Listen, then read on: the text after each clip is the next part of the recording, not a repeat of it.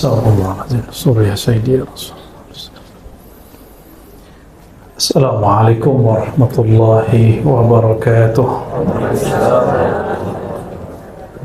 Alhamdulillahilladzi amarna bi an nad'uhu bil asma'il husna. Walhamdulillahilladzi ja'alana minal ladzina ajabu da'watahu. Walhamdulillahilladzi ja'alana min ummati sayyidil wujud sayyidil kaunain sayyidina Muhammad. Asyhadu an la ilaha illallah, asyhadu anna Muhammadan abduhu wa rasuluh. Allahumma fassalli wa sallim wa barik ala hadzal nabiyil karim. Amma ba'du, Allahumma iftah lana ya fattah futuhul arifin wa 'allimna ya 'alim ilman yanfa'una. Amin ya rabbal alamin. Saudara yang melakukan Allah, puji syukur kehadiratnya karena Ia masih mengizinkan namanya mengalir pada lidah kita yang penuh dosa.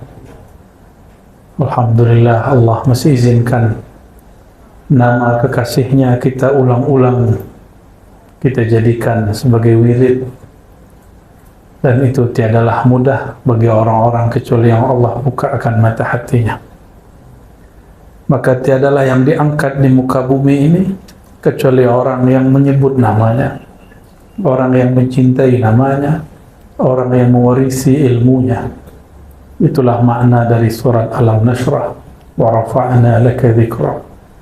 Dan kami mengangkat bagi engkau, hai Muhammad, zikraka. Zikraka secara harfiah berarti sebutanmu, namamu. Maka bagi ahli ma'rifat yang mengerti dan menjama' antara ilmu yang zahir dan batin, syariat dan hakikat, mereka memaknai zikraka, maka di situ ada zakiruka, orang yang menyebut-nyebutmu juga diangkat.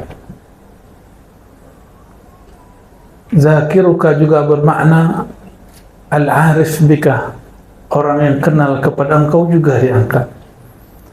Maka jika bersolawat, berceramah, berdakwah, jangan berniat viral, jadi orang yang populer, ya, famous, ya, masyhur. Nah, niat kita hanya karena Allah membesarkan, meninggikan, mempopulerkan nama baginda SAW, maka kita pun mengatakan, ya Rabb, arfa' dzikra habibana, dzikra habibina kama rafa'tahu. Sebagaimana engkau mengangkat namanya, kami pun mengangkat namanya. Maka siapa yang menyebut-nyebut namanya, dia pun ikut terangkat. Darjah dia pun ikut terangkat. Semoga yang hadir malam ini, terutama sahibul bait, Datin Umi Zaidah, ya? Aidah. Semoga beliau dan keluarga dan yang berhadir semua Allah tambahkan nurullah, nur Muhammad SAW di hati. Ini mulailah zaman orang mengingkari kajian nur Muhammad SAW. Padahal jika tuan-puan baca, semua kitab maulid dimulai dengan nur Muhammad SAW. Betul tak? Semua kitab maulid isinya nur Muhammad SAW. Tapi muncullah ada orang mengatakan kajian Nur Muhammad itu kajian daripada pengaruh Kristiani kepada Muslim. Ada juga mufti sinilah, ya, saya tidak tahu negara bagian mana lah itu. Dia kata Nur Muhammad itu ajaran Majusi yang masuk ke dalam Islam. Ya salam, mufti, ya salam. Istafti qalbak qabla an tufti linnas. Minta fatwa dulu ke dalam kalbu sebelum kita memfatwa satu hal.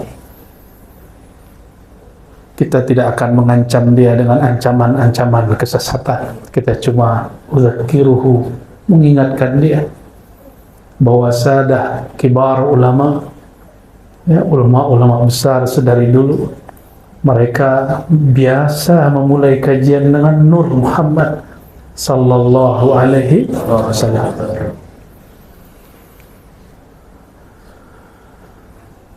Tapi saya tidak mau bahas Nur Muhammad lah, ramai lagi ya, karena di sini baca Ratibul Attas dan Al-Asmaul Husna.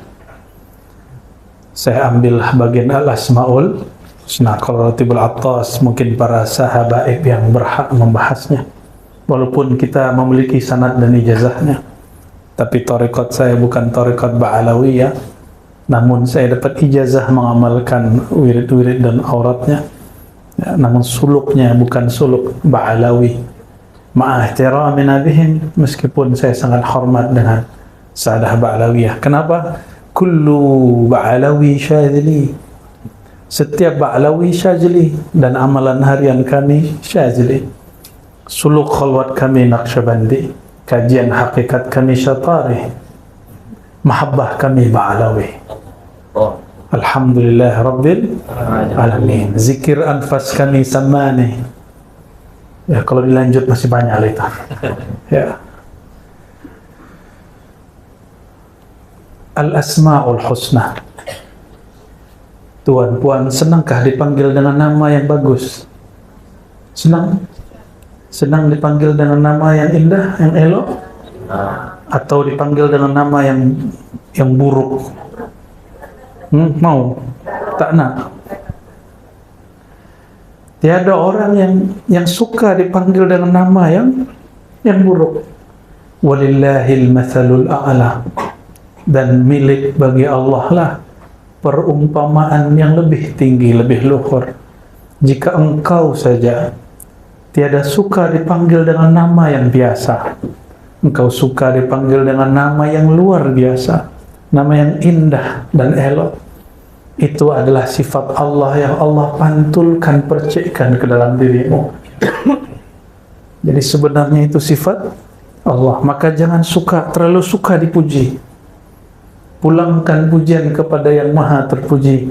Inilah makna Alhamdulillah Rabbil Alamin. Kapan kita boleh terima pujian? Apabila kita melihat sifat Allah lah yang menutupi aib ini, lalu orang melihat sifat Allah meliputi diri, barulah boleh kita menerima pujian. Karena yang terpuji pada hakikatnya zat yang maha terpuji, Allah Subhanahu wa ta'ala. Dan inilah syukur kita sebagai umat Nabi yang terpuji, Nabi Muhammad SAW. Betapa bingung dan hairannya orang-orang kafir Quraisy, Abu Lahab, Abu Jahal, hendak mencaci, tapi orang yang dicaci namanya orang yang terpuji. Muhammad, apa artinya? Orang yang terpuji. Bagaimana mungkin orang yang sangat terpuji dicaci maki? Oleh karenanya mereka tidak berhasil mencaci maki Sayyidina Muhammad SAW. Maka mereka menuduh Sayyidina Muhammad SAW sahirun majnun, penyihir. Tidak puas, sebut lagi majnun, gila. Itulah ya nafsu orang-orang kafir Quraisy. Dan saya bukan memberi ancaman kepada kita, hanya menakut-nakuti diri supaya siap sedia. Siapa saja yang mewarisi nur al-Muhammadi sallallahu alaihi wasallam, nur ilmu baginda sallallahu alaihi wasallam, maka ia akan juga dicaci. Ia juga akan dituduh sebagai penyihir lagi, gila. Ya. Mungkin Datin Umi ini sudah dituduh gila juga. Gila habaib, gila ulama, tersesat sudahnya. Kawan-kawannya mungkin mengira dia sudah gila. Ya. Tapi terserahlah mereka. Ya, biarlah kafilah tetap berlalu dan anjing tetap ya menggonggong tuh. Allahumma sholli ala sayyidina Muhammad. Walillahil asmaul husna fad'uuhu biha. Maka milik Allah lah nama yang indah, nama yang elok. Maka semua nama terbaik berpulang kepada Allah Subhanahu wa ta'ala. fad'uuhu biha, maka panggillah Allah dengannya. Apabila saya ni kepada ustaz, saya panggil hoi, pasti ustaz tidak mau melirik, betul tak? Hei, pasti tidak mau melirik, karena ustaz punya nama, punya gelar. Minimal saya panggil ustaz, ya. Kalau tak tahu nama, panggillah ustaz, jangan panggil hoi. Hei fulan, tidak. Kita pun tidak suka dipanggil bukan dengan nama, apalagi Allah Subhanahu wa ta'ala. Tapi baiknya Allah itu, Ia menyimpan namanya bahkan dalam satu huruf. Huruf yang paling ringkas tentang nama Allah adalah Hu. Maka kul huwallahu ahad. Biasanya apabila kita menyebut dia dalam bahasa Melayu lain dengan huwa dalam bahasa Arab.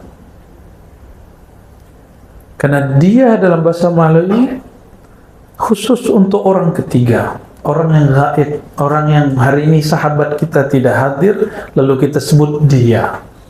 Betul tak? Tapi kalau menyebut Allahu, itu menunjukkan tanzih, mensucikan Allah dari semua fikiran-fikiran.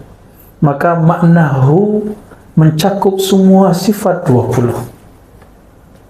Orang kalau faham, belajar sifat 20, ada di sini majelis kajian sifat 20. Wajib ada, kita Ahlus Sunnah wal Jamaah. Salah satu simbol kita adalah mengkaji sifat Allah yang 20. Bukanlah Allah itu bersifat hanya 20, tapi karena akal ini terbatas, ulama meringkasnya menjadi 20. Dari 20 orang akan faham bahwa sifat Allah Tabaraka wa Ta'ala tak terhingga. Apabila kita berkenalan dengan seseorang, ta'aruf, pertama yang ditanya bukan sifat dan tempat tinggalnya, di mana duduknya. Pertama yang ditanya adalah apa namanya. Maka awal jalan makrifat mengenal Allah adalah mengenal nama Allah Subhanahu wa ta'ala. Saya lihat wiridnya sudah bagus, suaranya sangat merdu. Tinggal suara dan wiridnya diisi dengan warid. Warid itu dimulai dengan ta'lim. Innamal ilmu bita'allumi. Ilmu itu mesti diambil dari guru. Lain dengan futuh, lain dengan wahbiyah, bukan wahabi. Wahbiyah itu pemberian bakat dari Allah, ya. Tiba-tiba malam Lailatul Qadar atau malam nisfu Sya'ban, mimpi melihat cahaya, esok hari sudah mampu urut orang. Nah, itu namanya wahabiyah. Apa namanya? Atau tiba-tiba habis selesai wirid zikir, tertidur, melihat singa masuk ke badannya.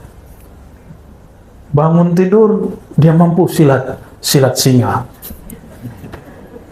Itu wahabiyah. Tapi hati-hati, wahabiyah tidak selalu mutlak langsung dari Allah. Siapa tahu dari jin, dari khadam-khadam. Maka kita mesti berhati-hati. Dan cara menetralkannya, membersihkannya, cukup dengan kalimat tauhid, la ilaha illallah. Orang yang kuat baca la ilaha illallah, Allah bersihkan dia dari ilmu-ilmu jahat. Dan coba tuan puan perhatikan di dalam Al-Quran, lafaz la ilaha illallah, seingat saya hanya ada 4 atau 2, saya lupa, nanti tolong diingatkan. Seingat saya hanya 2 atau 4. Selebihnya lebih dari 20 ayat menyebut Allahu la ilaha illahu. Kadang dia guna lafaz Allah, kadang dia menyebut dirinya huwa.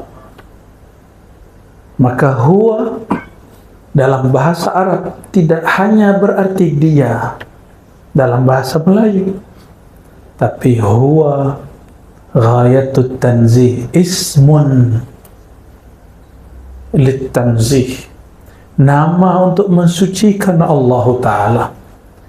Inilah yang tidak difahami oleh beberapa dai-dai. Ya kita maklumi karena ilmu itu berkembang.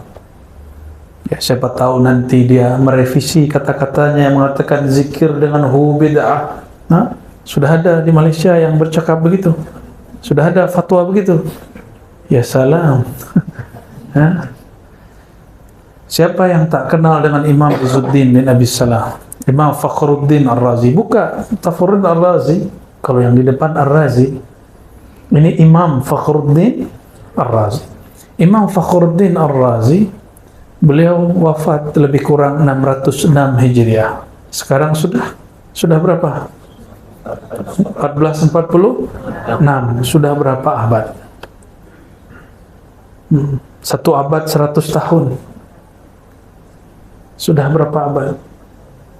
Lama gitu ya. 14 kurang 6 berapa? 8 abad, 800 tahun lebih yang lalu. Beliau telah tulis di jilid pertama daripada tafsir Mafatihul Ghaib Imam Ar-Razi. Beliau menyinggung banyak sekali rahasia daripada nama Hu. Mana orang yang katanya pintar, cerdas, kenapa tidak membaca kitab ini? Ya, jadi Hu itu nama. Oleh karenanya Imam Ahlus Sunnah yang bernama Abdul Qahir Al-Baghdadi, boleh diulang namanya? Abdul Qahir punya kitab Usuluddin dan Al-Farqu Bainal Firaq. Apa nama kitabnya? Usuluddin satu, yang kedua Al-Farqu Bainal Firaq, ada lagi yang ketiga Al-Asma' wa Sifat, 3 mujalladat, 3 jilid. Beliau mengatakan Hu ismun min asma'il husna. Huwa adalah salah satu nama al-asma'al husna. Ya, maka kalau kita zikir nas'aluka ya man huwa Allahu la ilaha illa hu. Imam Abul Hasan Syazili, guru daripada Imam Izzuddin Abi Salam, imam mujtahid di zamannya, tapi tidak keluar dari mazhab Syafi'i, tapi dia punya pandangan yang lain dengan Imam Syafi'i untuk beberapa hal. Beliau punya guru Imam Syazili yang punya Hizib Bahar, ya, salah satu hizib yang saya suka, dan kami di Ribat pagi petang mengamalkan wirid asas, astagfirullah 100, la ilaha illallah 100, salawat 100, subhanallah 100, itu di hati beliau. Imam Syazili, salah satu doa asma al-ismul a'azam, nama yang agung yang jika kita memohon dengan nama itu adalah Hu. Maka beliau berdoa, ya Hu, ya Hu, wahai yang menyebut dirinya huwa. Waw itu waw zaidah, pada dasarnya hanya hu. Waw itu tambahan dalam bahasa Arab.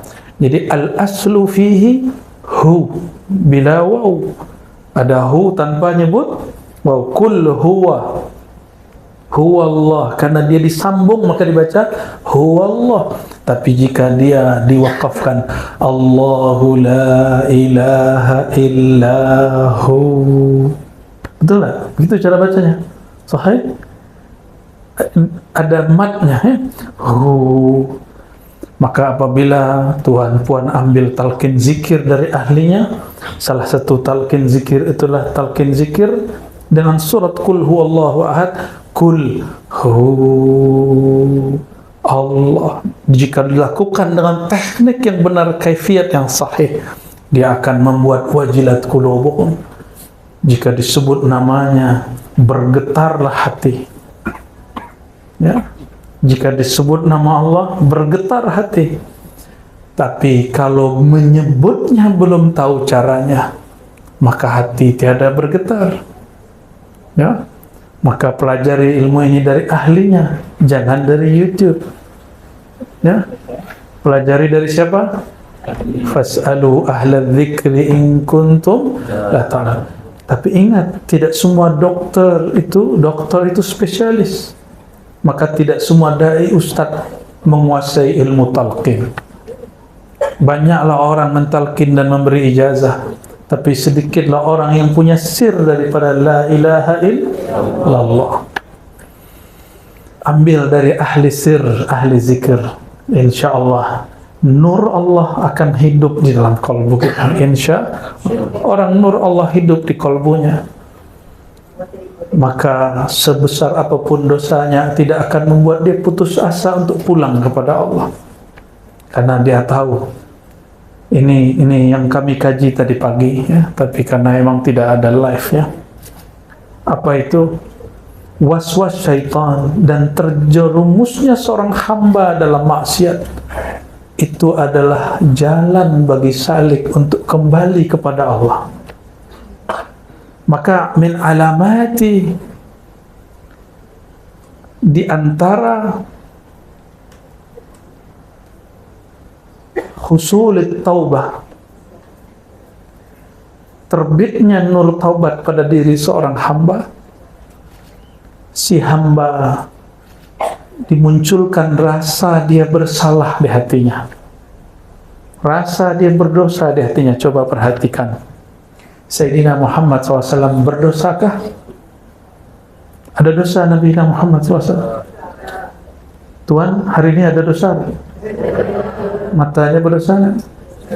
Lidahnya kalau usah pandang orang, pandang diri kita ya, kolbunya hari ini dosa nggak? Kita tidak usah memandang siapapun, pandanglah diri ini penuh dengan dosa. Dosa itu kotoran. Senangkah sudihkah tuan puan memandang orang yang di pada tubuhnya, badannya, wajahnya ada kotoran? Nah, apalagi Allah Subhanahu wa ta'ala. Allah memandang kepada wajah kalbu. Apabila mata ini berdosa, kalbu langsung hitam. Dan Allah tidak suka kalbu yang hitam. Tapi itu dosa zahir. Mendengar aib orang, ya, membicarakan aib orang, itu dosa zahir. Ada dosa yang tersembunyi. Adakah rasa mohon maaf hari ini diri kita merasa lebih soleh daripada orang lain? Ada? Merasa diri ini lebih alim dari orang lain? Ada rasa itu? Ada merasa diri ini lebih berilmu daripada orang yang duduk di kiri kanan kita? Ada rasa itu? Jika itu ada, ya Tuhan pun jawab di hatilah. Jika itu ada, itu dosa lebih besar dari dosa memandang yang haram. Hari ini kawan kita, sahabat kita mendapat rezeki dari Allah. Ada rezeki materi, uang kah, duit kah? Ada rezeki imateri, ya, mungkin populariti, mungkin dia disukai orang, dipuji orang, mungkin dia dapat ilmu. Ini rezeki juga. Maka setiap orang yang dapat rezeki pasti ada yang iri dan dengki. Adakah kita hari ini iri dengki kepada seseorang? Iri dengki itu menginginkan dapat nikmat yang Allah berikan kepada sahabat kita, saudara kita, dan kita ingin dia tidak dapat. Itu namanya iri dengki. Tapi ada iri yang positif. Kita menginginkan nikmat yang didapat saudara kita, tapi dia tetap mendapat nikmat tanpa perlu dia hancur dan binasa. Nah, itu boleh. Ya. Maka dosa itu ada dua, dosa zahir, dosa batin. Tahukah saudara yang pertama kali iri dengki siapa? Iblis. Yang pertama kali sombong siapa? Iblis. Maka siapa yang merasa dirinya lebih, siapa yang iri dengki kepada orang, dia sedang mengambil sifat-sifat iblis. Dan ini wajib kita bertobat padanya. Maka apabila setiap Bani Adam memang berdosa, namun tidak semua Bani Adam merasa berdosa. Sayyidina Muhammad SAW dan semua para nabi berdosakah? Nabi Muhammad punya dosa kah? Betul. Betul, sahih. Ya. Kecuali Ibnu Taimiyah, Imam Salafi Wahabi, mengatakan para nabi berdosa dosa kecil. Ini Ibnu Taimiyah, ya, yang disebut oleh kelompok Salafiyah Syekhul Islam. Dia tanggung jawab dia di hadapan Allah nanti.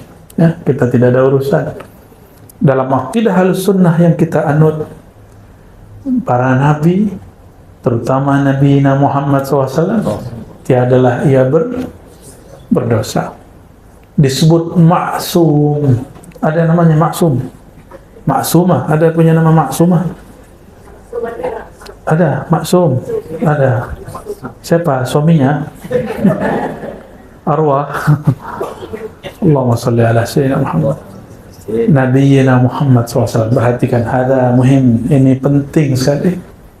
Nabi kita tidak berdosa, tapi ia merasa berdosa.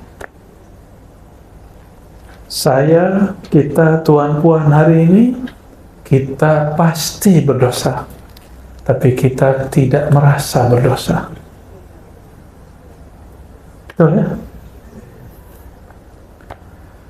Para nabi alaihimus salatu wassalam memandang dirinya jika melanggar satu adab, maka dia sampai dia wafat dia bertaubat kepada Allah Subhanahu wa taala. Sayyidina Ibrahim, dia berbohong 3 kali untuk kebaikan. Sampai nanti di akhirat orang minta syafaatnya, apa kata beliau? Duhai umatku, bukankah aku ini nabi yang berdosa 3 kali berdosa, 3 kali berbohong? Itu para nabi. Para nabi, dia berbuat sesuatu dan dia merasa bersalah di dalamnya. Maka semua para nabi tawwabin. Semua nabi itu ahli taubat. Ingin merasakan nikmat bertuhan, ingin merasakan nikmatnya zikrullah, benar-benarkan, betul-betulkan taubatnya. Apakah kita senang masuk ruangan tapi ruangannya kotor? Masuk masjid suraunya berdebu, apa namanya nih? Tikar apa? Karpetnya sudah kotor, ya, banyak debunya, banyak kotoran-kotoran di dalamnya. Nyamankah? Tidak. Para imam ahli zikrullah, mereka ijma', qalbul mu'min baitullah. Rumah Allah, surau yang hakiki, masjid hakiki, bukan bangunan fisik itu. Karena bangunan fisik itu boleh diubah nanti jadi gereja. Seperti Hagia Sophia, sudah dari gereja jadi masjid, masjid jadi gereja, gereja jadi museum, museum jadi gereja, jadi masjid lagi. Kalau bangunan boleh diubah, tapi kolbu ini tidak boleh dirubah. Nah, maka ini yang disebut baitullah hakiki. Jika seseorang masuk ke dalam dirinya, di dalam dirinya masih ada noda mata, noda telinga, noda pandangan, pendengaran, noda lisan, noda tangan dan kaki, noda qalbu, maka ia tidak akan lama tahan zikrullah. Dia tidak akan lama tahan dalam baitullah yang ada dalam dirinya. Padahal Sayyidina Muhammad SAW mengatakan dalam hadis yang sahih, idza ra'aita ahadan, ya, jika engkau melihat seseorang, ya, suka datang ke masjid, fashhad lahu bil iman, maka saksikanlah dia benar-benar beriman. Oleh Imam Ghazali dimaknai bukan saja datang ke masjid yang fisik, itu betul, itu zahir iman, tapi iman yang sesungguhnya apabila seseorang dia betah, dia nyaman, dia senang masuk ke dalam baitullah yang ada di dalam dirinya. Maka lihatlah orang-orang dia nyaman, dia suka lama-lama zikrullah. Dia sungguh menikmati lama-lama ketika berselawat. Ya, bukan karena suara yang indah saja, tapi karena suara di dalam kolbunya sudah sangat indah. Bukan karena ruangan ini bersih saja, tapi karena ruangan di dalam dirinya bernama kolbu, ruang dan relung kolbunya sudahlah sangat bersih. Oleh karenanya, miftahul walayah at-taubah. Ya, ini kaidah muhimmah, kaidah penting. Pintu dari kewalian menjadi kekasih Allah dimulai dari bab taubat. Apabila kita selesai wudu, apa yang kita baca? Allahumma ja'alni. Tapi orang lupa, ada satu adab yang dilupa, bahwa Nabi SAW memberi doa beragam. Salah satunya syahadat asyhadu an la ilaha illallah wa asyhadu anna Rasulullah, baru Allahumma ja'alni minat tawabin. Ya Allah, jadikan aku termasuk golongan yang bertaubat. Perhatikan tawabin, waw musyaddad, wawnya ada tasydidnya. Dalam kaidah bahasa Arab disebut dengan mubalaghah. Kalau orang sekali tobat disebut taib, tapi jika dia berulang-ulang tobat disebut tawwab. Kenapa dia berulang-ulang tobat? Karena setiap kali dia tobat dia merasa dirinya kotor lagi, maka dia tobat lagi. Oleh karenanya ini saya bukan sedang menyuruh tuan-puan bermaksiat, tapi hendaklah kita selalu merasa punya maksiat. Hendaklah kita selalu merasa punya dosa. Selesai zikir, selesai tobat, kita merasa lagi, ya Allah, hatiku masih ada maksiatnya, masih ada zulumat, kegelapannya.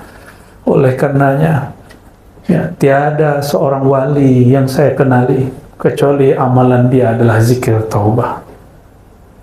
Zikir taubah, tidak ada timur, barat, Arab, tidak Arab, Habib, tidak Habib, mursyid, tidak mursyid. Wali itu tidak mesti mursyid. Boleh jadi dia mastur, tersembunyi dalam keramaian. Ada yang tersembunyi dari keramaian. Amalan wajib mereka mandi taubat, zikir taubat, sholat taubat. Nah ini, jadi kenapa kalau zikir sama-sama kuat, tapi zikir sendiri tidak kuat? Karena zikir taubatnya belumlah sempurna. Ya.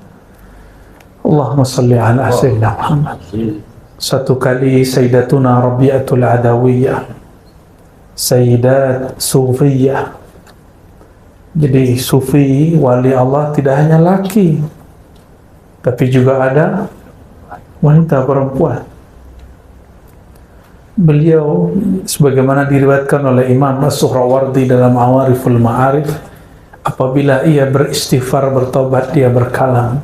Kalam yang wali laki tidak pernah tahu kalimat itu, tapi dia tahu lafaz itu. Apa kata dia? Astaghfirullah fi istighfari. Aku mohon ampun kepada Allah, aku memohon maaf kepada Allah. Kenapa? Karena istighfarku tidak sungguh-sungguh. Orang jika sungguh-sungguh beristighfar, air matanya mengalir. Atau fi qalbihi an-nadam, di kolbunya ada rasa dia menyesal. Tapi selama ini kita istighfar baru menghitung Zawallah. Ya, belum ada rasa yang ditumbuhkan, belum ada penyesalan yang dirasakan. Padahal Sayyidina Muhammad SAW mengatakan an-nadamu taubah, indikator seseorang diterima taubatnya, dia ada penyesalan terhadap yang dia lakukan. Dan an-nadamu alamatuhu al-buka. Salah satu ciri dari orang yang menyesal, matanya berkaca-kaca menangis. Oleh karenanya, pelajari ilmu taubat, tidak usah tinggi-tinggi ilmunya. Mau jadi kekasih Allah, baguskan taubatnya, baguskan istighfarnya. Bukan sekedar memperbanyak angkanya, tapi membaguskan makna saat membaca.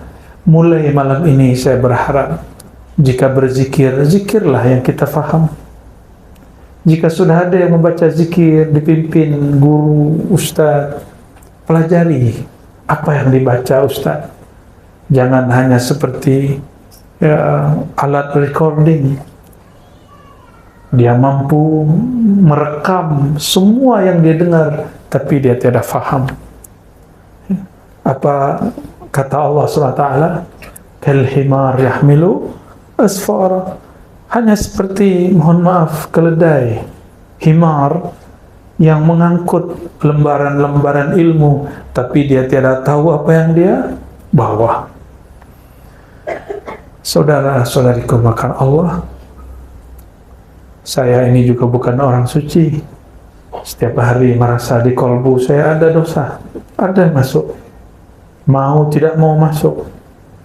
Awalnya kita berputus asa, tapi ternyata para masyaikh mengatakan, idza aradallahu ay yarfa'abdahu, jika Allah hendak mengangkat seorang hambanya, arsala ilaihi syaitan fayuwaswisu alaihi, maka Allah Ta'ala mengirim syaitan, iblis, lalu memberi was-was kepada dirinya. Nah, ini kabar entah gembira, entah menyedihkan, ya. Ada was-waskah dalam pikiran? Seorang sahabat datang kepada baginda SAW, hadis Sahih Bukhari, ya Rasulullah, diriku was-was. Tahu was-was? Ada gangguan di pikiran, ragu, ada rasa takut, ada rasa cemas, ada rasa apakah Allah terima aku atau tidak. Ada perasaan-perasaan yang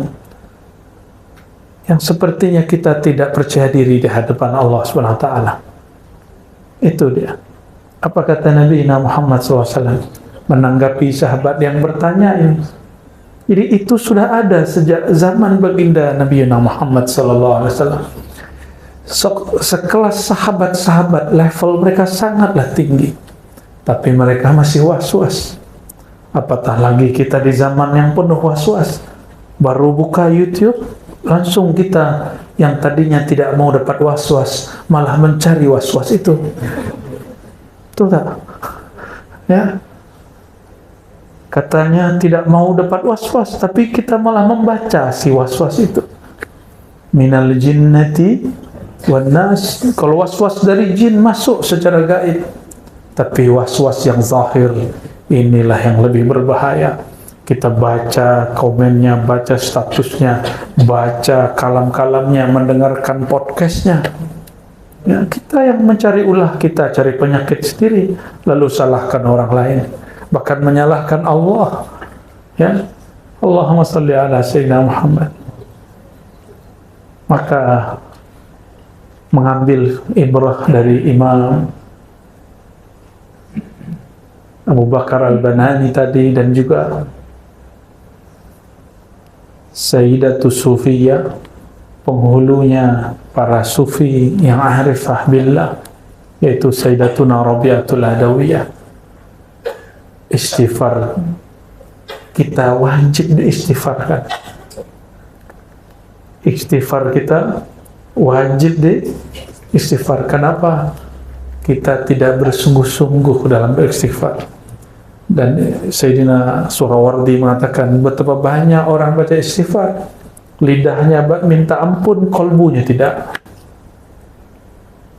Lidah minta ampun, kolbu tidak. Lidah mengaku, kolbu tidak. Na'udzubillah min dzalik. Hadis yang sering saya baca, innallaha yanzuru ila qulubikum, Allah yang Ia tatap bukanlah lidahmu, bukan suaramu, bukan tasbihmu. Yang Dia tatap apa? Kolbumu. Ini bagian terakhir yang mau saya sampaikan. Kalau kita hendak bertemu orang yang kita suka, orang yang penting dalam hidup kita, jika nak jumpa, pastilah kita membaguskan pakaian yang dilihat. Kalau perlu, puan-puan ini berhias diri, ya, wajahnya pakai apa? Wajahnya pakai cat putih, pakai apa? Kosmetik, Bedak, kan? Supaya apa? Jika ada kekurangan di wajah, ditutup supaya terlihat cantik. Jika laki-laki sebelum dia datang ke majelis, dia pakai cleanser dulu. Ya, supaya terlihat mukanya tidak berminyak, supaya nanti terlihat handsome. Oleh siapa? Oleh orang yang di belakang sana. Padahal yang di belakang hanya melihat punggung dan kepala dia. Kenapa kita hendak berhias jika hendak berjumpa makhluk? Padahal Allah selalu mau jumpa dengan kita. Dan ada perjumpaan yang resmi, yaitu waktu kita salat. Ya, yazunnuna annahum mulaqu rabbihim. Salat itu perjumpaan yang resmi. Dan Allah yang ia tatap bukan wajah ini. Yang ia tatap wajah qalbu wajjahtu wajhiya lilladzi fatara as-samawati wal ard. Aku hadapkan wajah qalbuku kepada pencipta langit dan bumi, pencipta qalbu ini. Maka jika hendak bertemu Allah Ta'ala, bersihkan wajah qalbu, berilah hiasan yang layak baginya, sehingga Allah yang maha memandang suka dan senang memandangnya. Apa tanda Allah suka memandangnya? Kita pun senang memandang qalbu kita. Walladzi anzala as-sakinata fi qulubil mu'minin. Surat Al-Fat. Dialah yang menurunkan sakinah, rasa tenang, rasa nyaman kepada qalbu orang yang beriman. Turunnya ke dalam qalbu, bukan kepada wajah, bukan kepada otak. Awal kita kenal orang, kita pandang fisiknya, lama-lama kita pandang isi kepalanya, lama-lama kita pandang isi kalbunya. Betul tak? Sahabat yang paling disuka, apakah sahabat yang wajahnya paling bagus, paling elok, atau yang hatinya paling elok?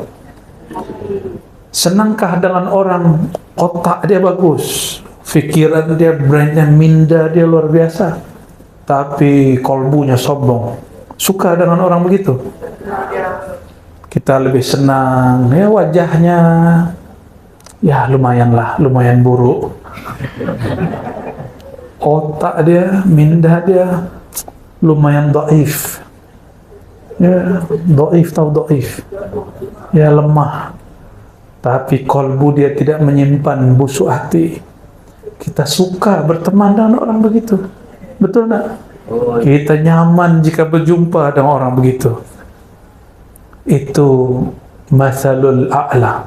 Ini perumpamaan yang lebih tinggi. Allah lebih senang lagi kepada orang yang kalbunya tidak menyimpan busuk hati, tidak menyimpan sombong diri. Senangnya Allah memandang orang begitu. Kapan mulai konflik muncul di surga? Ketika Azazil yang kemudian diberi gelar iblis merasa dirinya lebih tinggi daripada Sayyidina Adam, dan dia iri kepada anugerah Allah kepada Sayyidina Adam, maka bermulalah konflik, bermulalah pertengkaran. Ya, jangan sampai itu terjadi. Kita punya sahabat, wajahnya senang kita melihatnya, akal fikiran minda dia juga sangatlah cerdas, IQ-nya sangatlah tinggi, qalbunya sangatlah baik.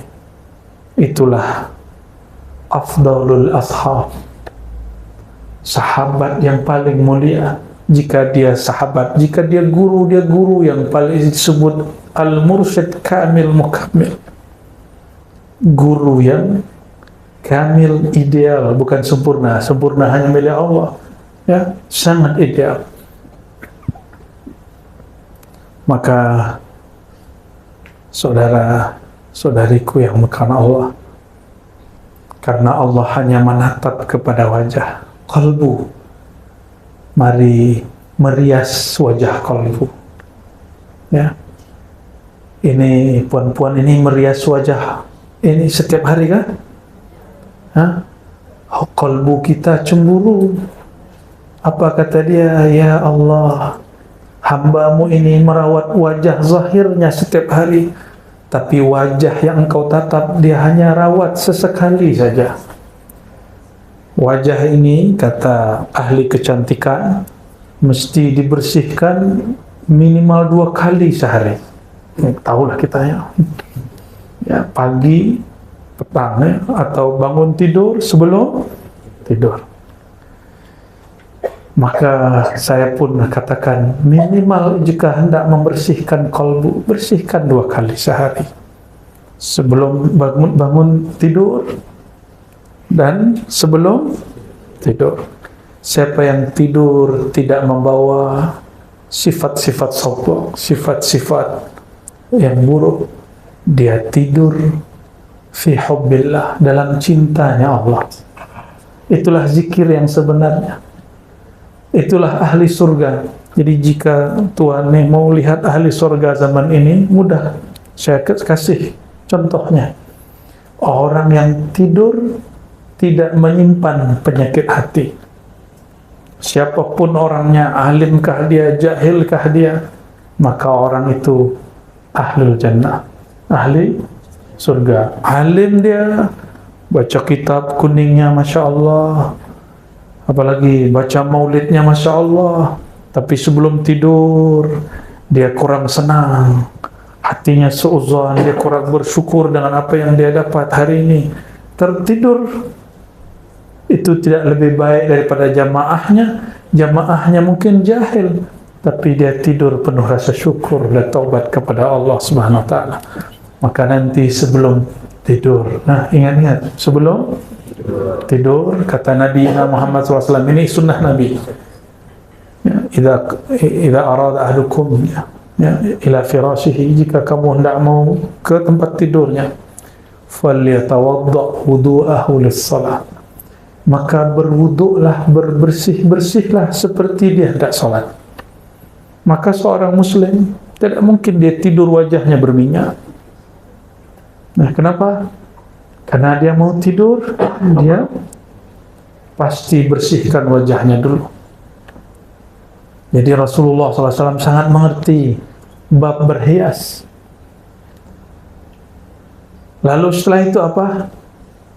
Bacalah zikir-zikir yang sudah mungkin kita tahu semua. Tapi ada satu hal yang terpisah hadisnya.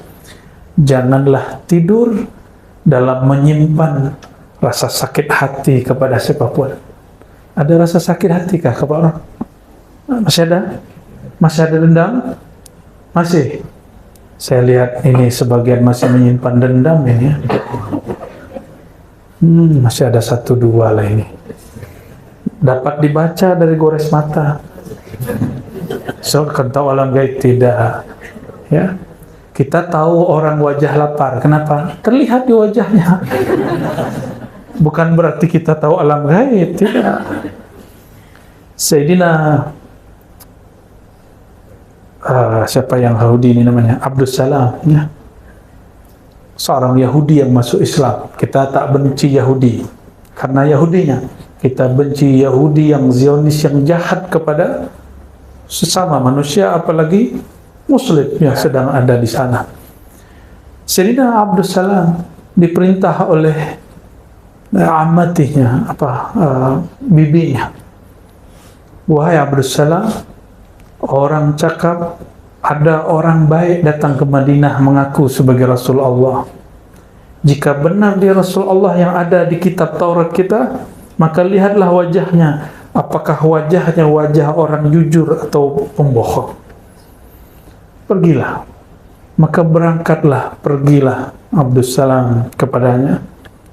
Saat semua orang Madinah menyambut baginda Nabi Muhammad SAW, maka dia tatap wajah Nabi. Lalu dia pulang. Apa kata dia kepada bibinya? Wahai bibi, ma ra'aitu fihi wajhal kizib. Aku tidak melihat ada gores kebohongan, kedustaan pada wajahnya. Berarti ilmunya ada. Ini namanya ilmu firasah yang kemudian dikumpulkan oleh Imam Fakhruddin Ar-Razi. Itu Imam Fakhruddin Ar-Razi lagi. Imam Ar-Razi lagi, ya. Beliau kumpul satu buku judulnya Al-Firasah. ini boleh dimumarasahkan. Sayangnya yang guna ilmu ini orang China, Feng Shui. Itu ilmu firasah, itu bukan khurafat. Di Sumatera, di Jawa, itu orang tua-tua dulu ada ilmu itu, tapi dikhurafatkan oleh Wahabi. Ya, padahal ilmu itu ada. Ya. Akhirnya orang-orang hari ini mengharamkan yang tidak haram, menganggap syirik yang tidak syirik. Ya. Na'udzubillah min dzalik. Kembali kepada yang tadi, jika hendak tidur, setelah kita bersihkan yang zahir, bersihkan juga yang batin, maka sebelum tidur pegang dadanya, katakan, ya Allah, jika ada di dalam hatiku rasa benci, rasa sakit hati, rasa bermusuhan, rasa sombong, rasa semua yang buruk-buruk, tolong Engkau angkat dan hapus ya Allah. Barulah baca Bismikallahumma, coba nanti, dan hidupnya pasti bahagia. Mau tahu orang paling bahagia?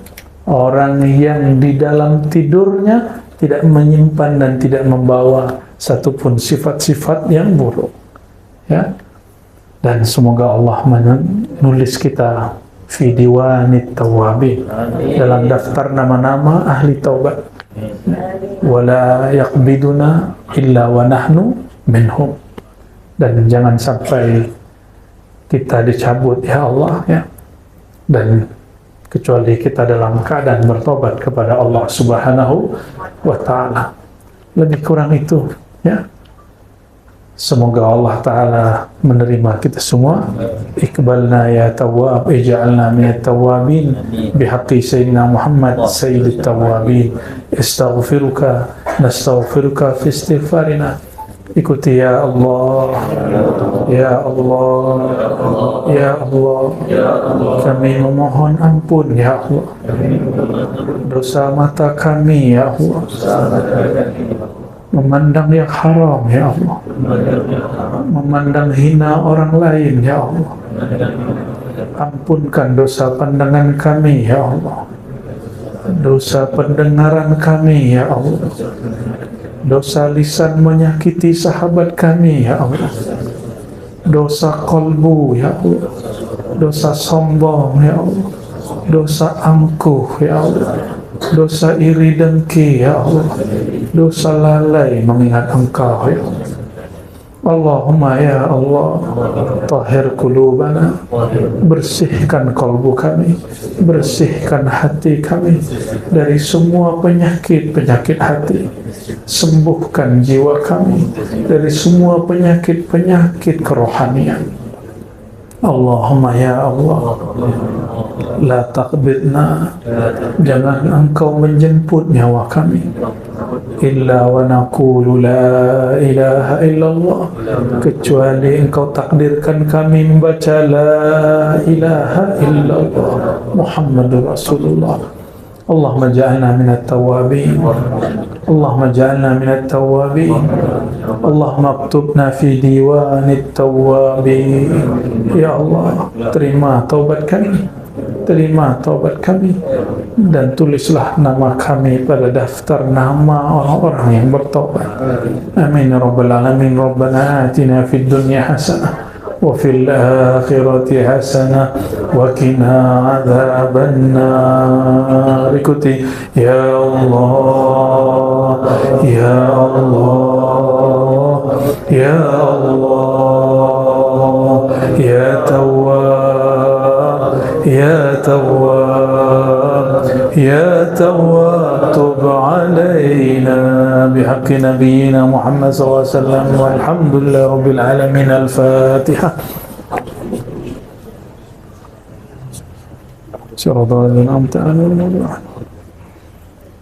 Lebih kurang itu yang dapat kami sampaikan. Mohon maaf salah kurangnya. Subhanakallahumma wa bihamdika, asyhadu an la ilaha illa anta, astaghfiruka wa atubu ilaik. Assalamualaikum warahmatullahi wabarakatuh.